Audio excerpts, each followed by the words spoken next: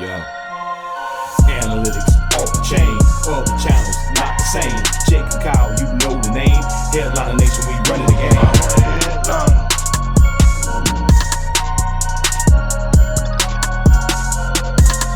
I'm a headliner.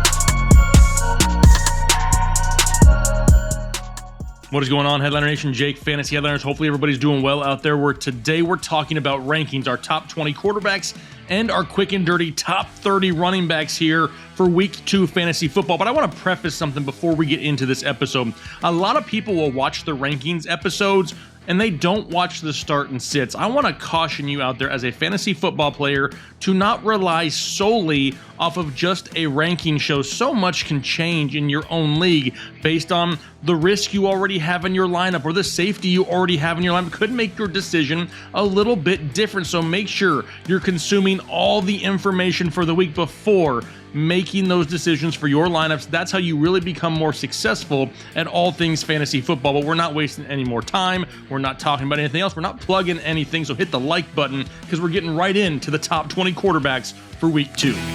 And as of right now, number 1 is going to be Kyler Murray, Arizona Cardinals, with a matchup this week going up against the Minnesota Vikings. Not overly worried about the matchup, but what I love with Kyler Murray is his ability to pick up points on the ground, and all those weapons he has through the air, including DeAndre Hopkins, can really give him that boosted ceiling on a weekly basis. Got him number 1 this week. Number 2, Patrick Mahomes, Kansas City Chiefs. Not a big surprise here. A matchup this week going up against the Baltimore Ravens, a primetime game in which we know Patty likes to show out. Got him number 2. Number 3, this is where I have old man GOAT himself, Tom Brady. Yes, number 3. Why? He's playing the Atlanta Falcons, who just looked horrible against the Philadelphia Eagles. Tom's going to look for a little bit of redemption after a close game with Dallas last week. I'm looking for him to come out super quick and put up a lot of points. Got him number 3. Number 4, Buffalo Bills going up against the Miami Dolphins. A better matchup this week for Josh Allen than he had last week. Plus, Miami gets back Will Fuller, which means more potential big plays in that offense. If Miami continues to score,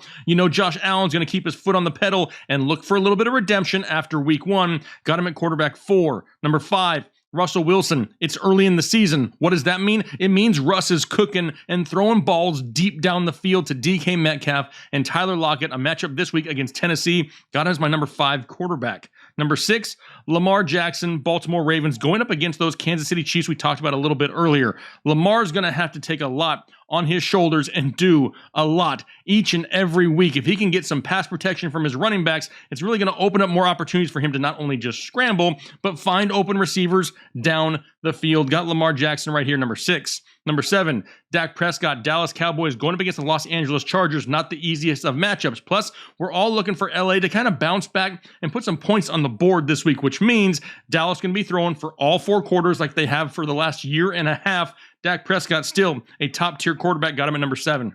Number 8 is going to be Jalen Hurts going up against the San Francisco 49ers, a 49ers team which was just decimated by Jared Goff. Now, we know the rushing upside is there on a weekly basis for Jalen Hurts, plus he's really utilizing his other weapons down the field with Dallas Goedert and Jalen Reagor and Devontae Smith. The guy can put up a safe floor with a high ceiling on a weekly basis. Got him at number 8. Number 9, Matthew Stafford, Los Angeles Rams. Not the easiest of matchups going up against Indianapolis.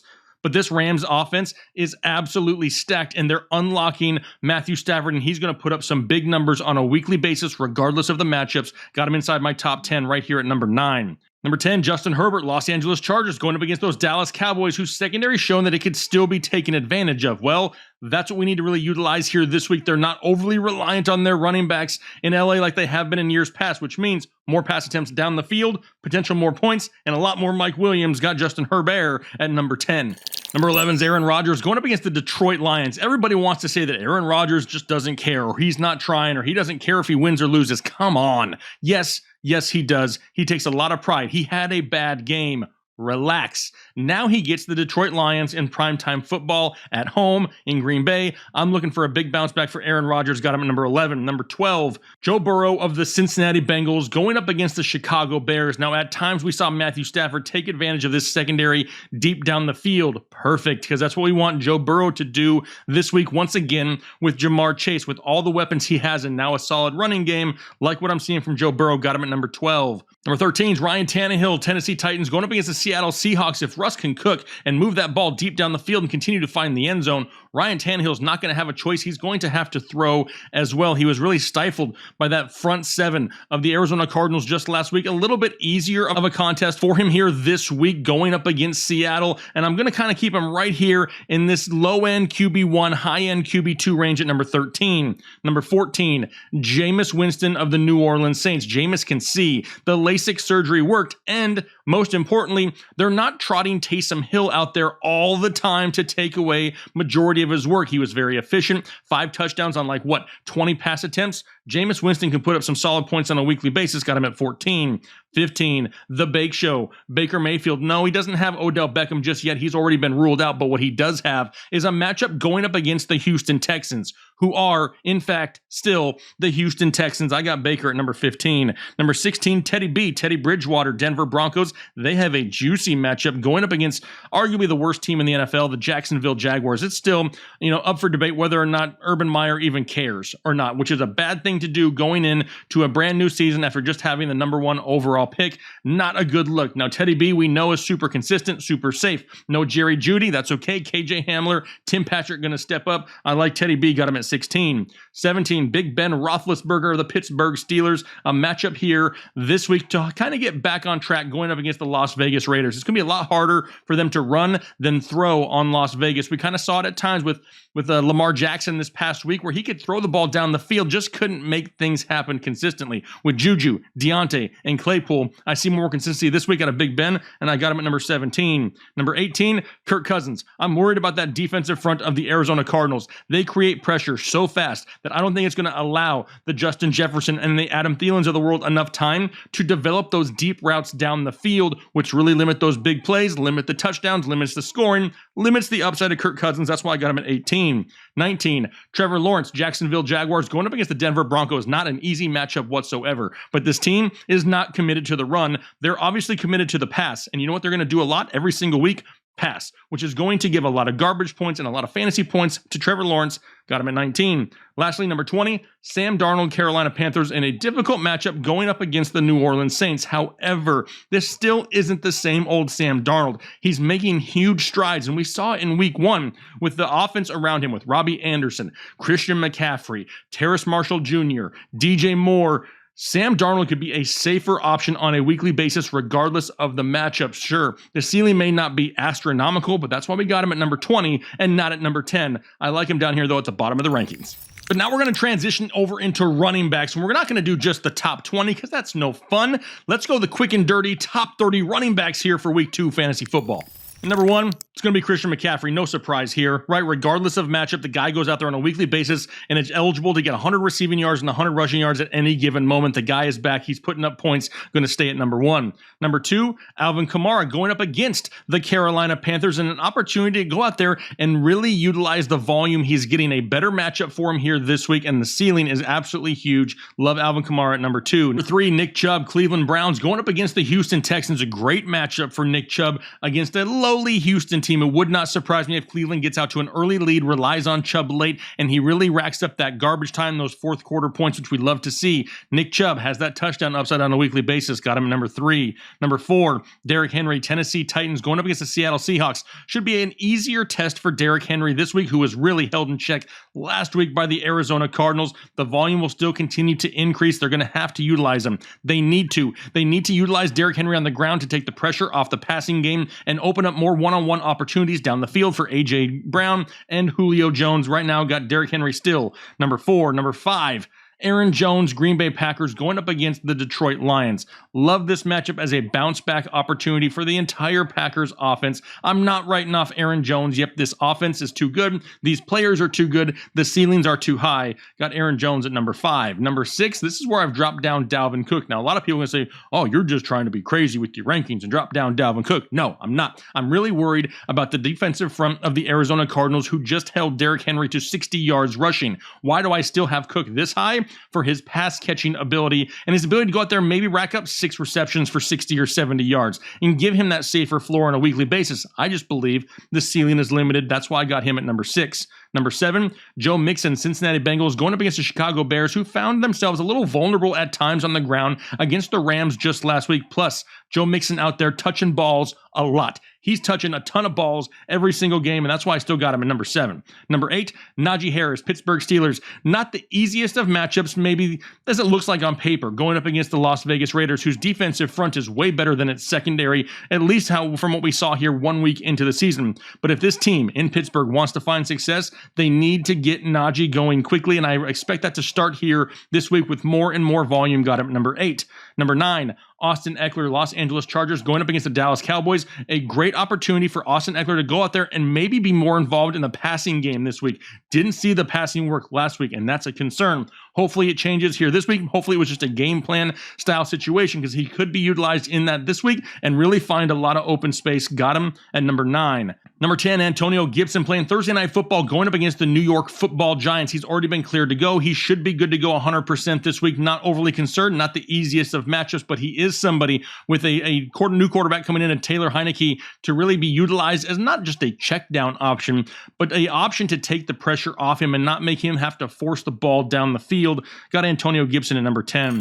Number 11, David Montgomery, Chicago Bears, going up against the Cincinnati Bengals. And I don't care what anybody says, David Montgomery just looks different from the second half of last year to now. I mean, it's night and day from the first year of his career. He's patient, he's explosive, he knows where he's going, and he makes decisions quickly. And the guy looks absolutely great. I got him right now, number 11. Number 12, Chris Carson, Seattle Seahawks, going up against the Tennessee Titans. Chris Carson is somebody who's obviously going to be utilized a lot in this offense. He's got to hold on to the football, though. If he can hold on to the football and be more utilized in the passing game, we could see him climb up the rankings as the season progresses. But as of right now, got him number 12.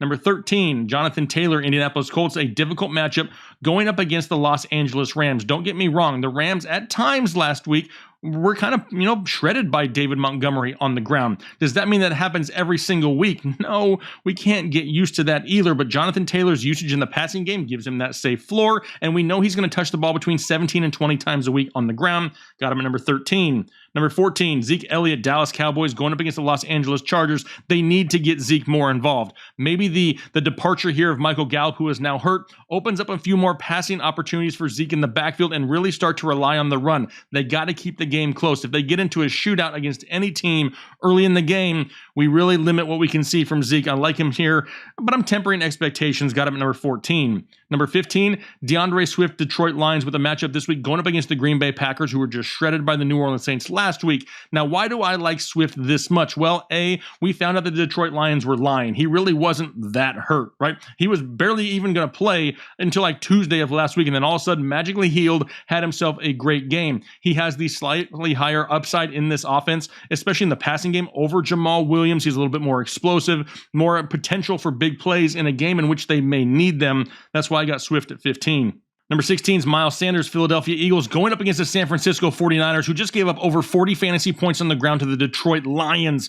Love me some Miles Sanders because they're actually committing volume to him. If he can get 17 touches a week, you're going to be pleasantly surprised. Got him at 16. 17, CEH, Clyde Edwards-Helaire, Sunday Night Football, going up against the Baltimore Ravens. Is that a difficult matchup? It's not a great matchup, but the way they utilize him in this offense still gives him that opportunity for that safer floor on a weekly basis. Don't forget that last week was a very difficult matchup going up against Cleveland. Don't take that one game out of context and all of a sudden think the guy's going to suck all year long. Better days are coming, and it could start this week against Baltimore. Got CEH at 17. 18, Kareem Hunt, Cleveland Browns. Got him going up against the Houston Texans. And in my opinion, both Hunt and Chubb could absolutely eat in this game. With no Odell Beckham on the outside, they really may not have to force the ball down the field too often. Really rely on the running game, their short passing game, and that's where Kareem Hunt is involved. Got him at 18.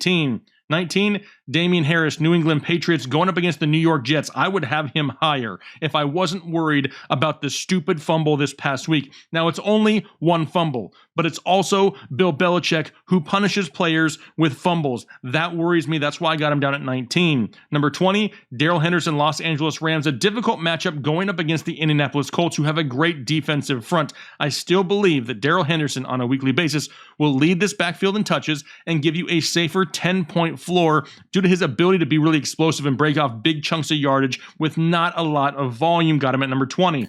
Whew, yeah, just like last week, starting to sweat here once again, but we're moving on to 21, and that's going to be Melvin Gordon of the Denver Broncos with a great matchup this week, going up against the Jacksonville Jaguars, who just made the Houston Texans look like the best rushing team in all of football last year. Melvin and Javonte, they're sharing touches, pretty much a 50-50 split, but the goal line, the touchdown upside still rests with Melvin Gordon here early in the year. That's why I got him a little bit higher. Number 22, Myles Gaskin, Miami Dolphins, and we really want this guy to get more and more volume as we go on. A difficult matchup with him going up against Buffalo. Had he had an easier matchup, he would have been higher in the rankings, but I'm still tempering expectations until we see him get more and more volume consistently on a weekly basis. 23, this is where I have Josh Jacobs. Now, a lot of people are going to tell me I have him too low. A, it's a very difficult matchup going up against Pittsburgh, but B, I really want to see his participation in practice as the week progresses. We're already hearing rumors out there of a potential turf toe injury, and that is a nightmare for a running back.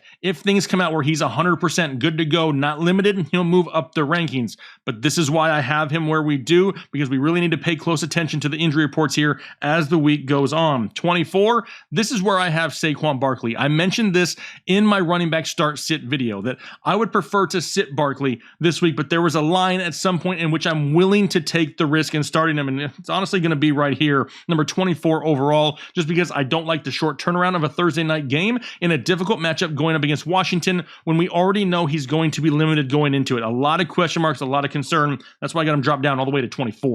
25, Chase Edmonds, Arizona Cardinals, going up against the Minnesota Vikings. Now, really, with Chase Edmonds, it's all about the safe floor, right? They're going to split touches in this backfield between him and James Conner. Almost a 50-50 split. I do believe Conner still has the goal line work, but the passing work going the way of Chase Edmonds makes him slightly safer on a weekly basis. That's why I got him sitting right here at 25. 26, Nyheim Hines, Indianapolis Colts. That difficult matchup going up against the Rams, but that doesn't affect Nyheim Hines as much because he's so utilized in the passing game. Each and every week he can go out there and see right around 10 targets, which makes him a solid high-end running back 3 in my opinion. Got him at 26. 27, this is Jamal Williams of the Detroit Lions in that matchup here this week going up against Green Bay. Like I said earlier with DeAndre Swift, they're going to have to utilize their running backs early and often in Detroit. Do I want to expect the huge numbers on a weekly basis that we saw just last week? No.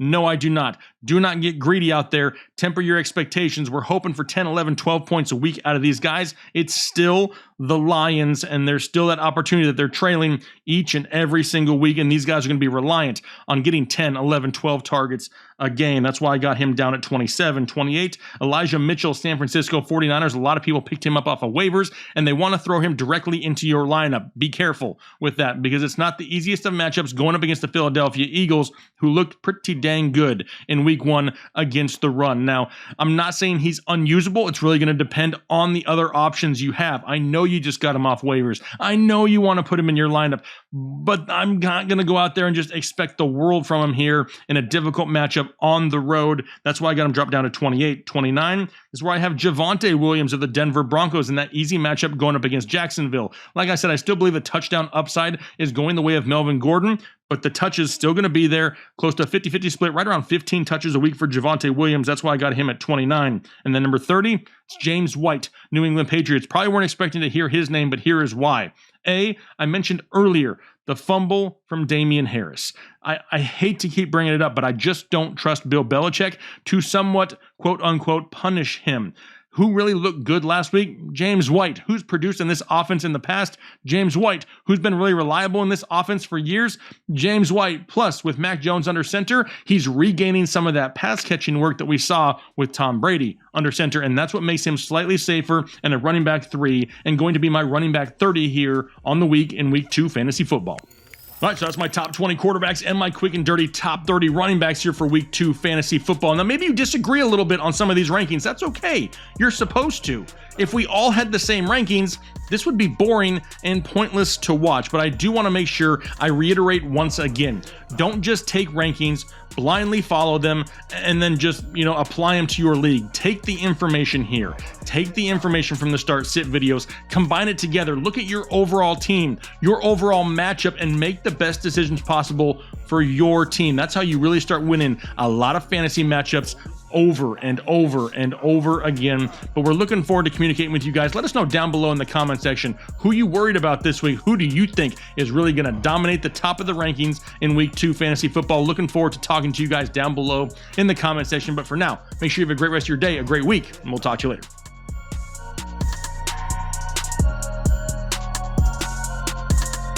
I'm a headliner.